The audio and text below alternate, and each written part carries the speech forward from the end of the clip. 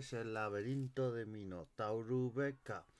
Muchos tendréis puente porque es el puente de la Constitución y vamos a hablar de la Constitución, pero de la Segunda República.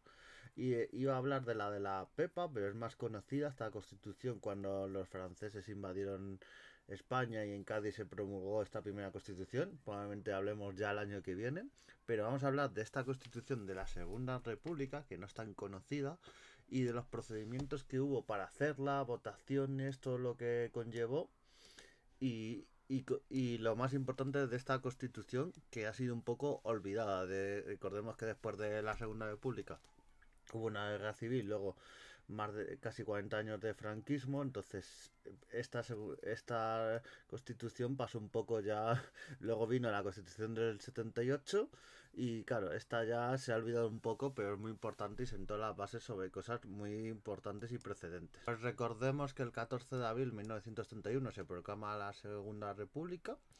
Y justo cuando se proclama esta Segunda República, luego en junio va a haber unas elecciones constituyentes, van a haber unas elecciones, y justo antes de estas elecciones se hace un anteproyecto de comisión jurídica en las que se hace una serie de comisiones y de proyectos de leyes para cuando ya estas cortes estén ya en marcha, para que no sea las cortes y ya se tengan que poner a organizar las leyes. Ya había una serie de cortes que ya estaban organizando una serie de leyes y entre ellas algunas normas y entre ellas la futura constitución estaban haciendo los primeros pasitos para esta primera constitución.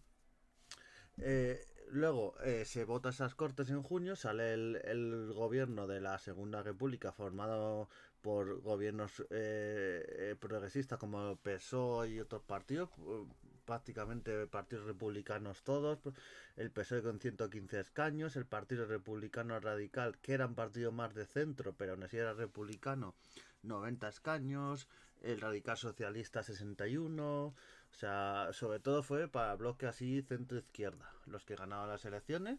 Y luego ya se dice un proyecto de comisión de constitución de estas cortes, donde ya se va a redactar el proyecto de constitución. Aquí vamos a tener algunos nombres conocidos, que serían como los padres de esta constitución, lo que harían estos proyectos de ley. Estarán gente como Luis Jiménez Asúa, Luis Arquiastín, Jerónimo Burgueda, Enrique de Francisco, Clara Campoamor, que a todos nos suena Clara Campoamor y algún día en el podcast hablaremos de sus libros y de su vida, que da para 20 o 30 podcasts mínimo.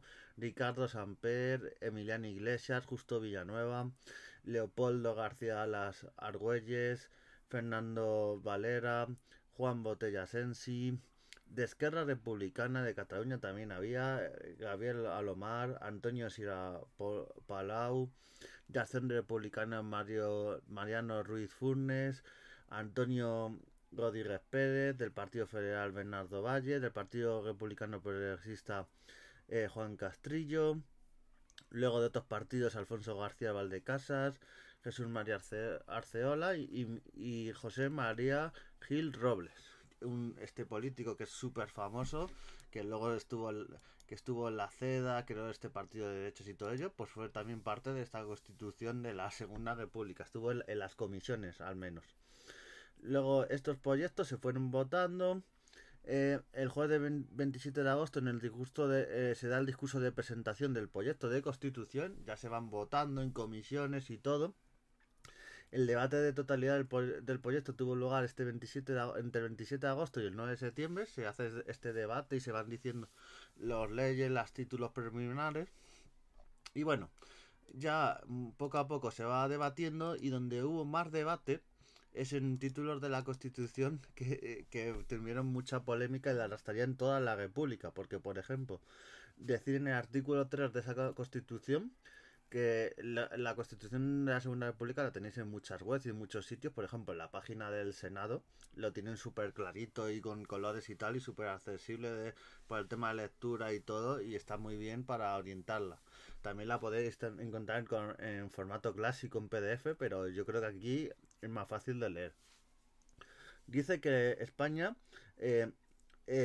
el Estado español no tiene religión oficial. Claro, en esa época, estamos en el año 1931, por decir esto, en un país súper católico que había sido hasta ese entonces y que era todavía, pues trajo mucha polémica, muchos partidos se quejaron y creó un clima de crispación que prácticamente llegó hasta el 36, donde luego acabó yendo ataques a iglesias, también decir que la gente de las iglesias, que eso no se cuenta mucho, pero se dice que se quemaba iglesias y todo eso, pero los propios párrocos o muchas veces fueron instigadores de ataques y en la guerra civil, por ejemplo, podemos ver discursos de algunos párrocos como hacían que esa gente fuera a la guerra civil a matar a los del otro bando, o sea que tampoco ni unos ni los otros, o sea, también hubo un poco de exaltación por las dos partes.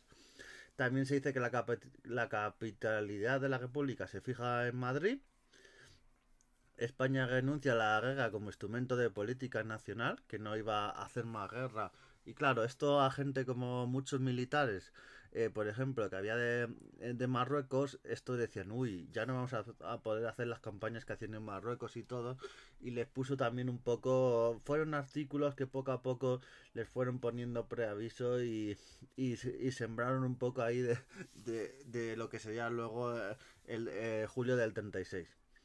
España acatará las normas universales del derecho internacional, que esto, aunque parezca algo normal hoy en día, los estados iban por su cuenta y cuando había normas de derecho internacional, pues el que quería las acataba y el que quería no. Entonces era importante este artículo que decía esto. También se puso muy claro, como en el artículo 1, que la República constituye un Estado integral compatible con la autonomía de los municipios y las regiones. Y esto era importante porque decía, bueno, los municipios y regiones van a tener su autonomía, pero es un Estado integral, único y unido.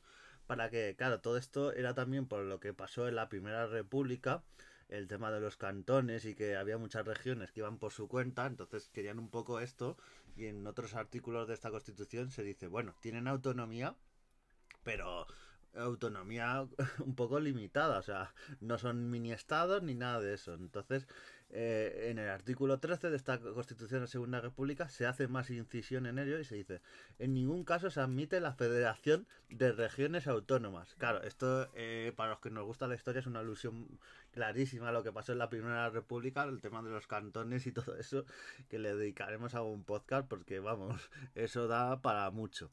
Y artículos que, bueno, muchos en la Constitución del 78 no los tenemos o tenemos cosas parecidas y tal, pero fue una Constitución que luego no fue muy continuista porque luego, como digo, fue la guerra civil, luego fue el franquismo y fue una constitución luego que se hizo la del 78 que fue entre las fuerzas democráticas que habían sido elegidas y esa constitución del año 31 quedó un poco ahí en el olvido y no se cogió prácticamente nada. Había cosas que sí, pero otras quedaron otras en el olvido. También se hablaba mucho de derechos de los trabajadores, que era algo muy renovador en esa época y en el año 31 era algo que estaba bastante bien visto.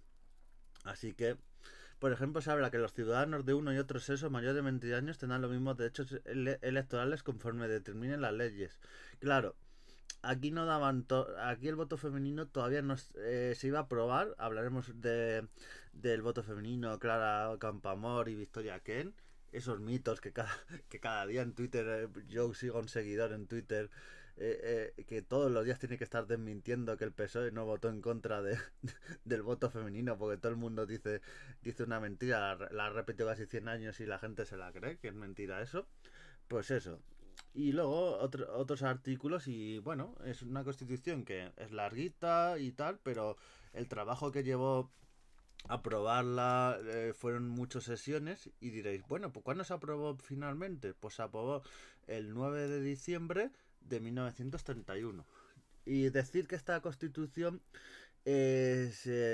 hubo comisiones en cortes y tal, pero a diferencia de la del año 78, esta constitución no tuvo referéndum ni se aprobó luego los ciudadanos votando. Simplemente se hizo comisiones, ya digo, los padres de la constitución que he nombrado, que iban haciendo los proyectos de ley, se debatía en el Congreso, se iba votando, pero luego en sí la constitución no se votó entre todos los españoles. Quizá por eso hubo luego mucha gente no la reconocía como constitución propia. Si a lo mejor se hubiera, como se hizo en su momento, las cortes, era el 78, las cortes se desconvocaron y se hicieron elecciones y se votó la propia constitución, pues a lo mejor hubiese sido un poquito más de unión y bueno, o quién sabe, porque a lo mejor no se hubiera aprobado. Eso es como una ucronía. No sabemos lo que hubiera pasado, pero esta constitución que tenemos del año, os recomiendo que la leáis, del año 1931 y que da mucho, mucho,